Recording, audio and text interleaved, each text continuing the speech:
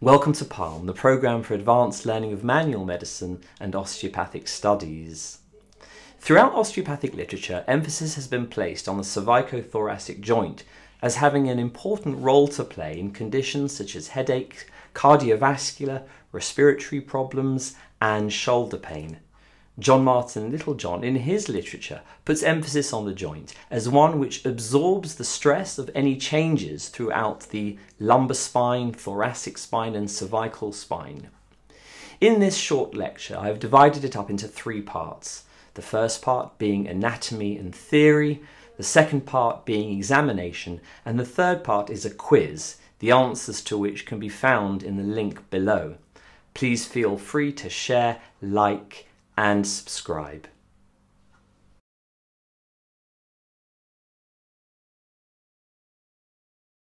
The cervico-thoracic junction is a junctional area between the cervical spine and the thoracic spine.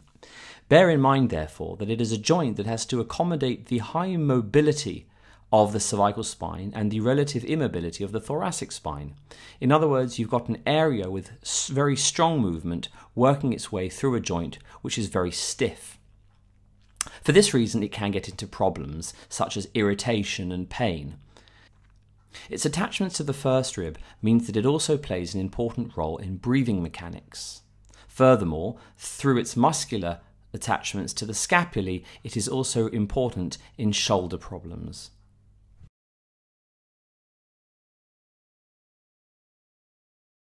The patient's cervical spine is held in flexion, locking up the ligamentum nuchae and providing a strong lever for the operator to then palpate the cervico-thoracic junction, the upper thoracic and mid-thoracic spine.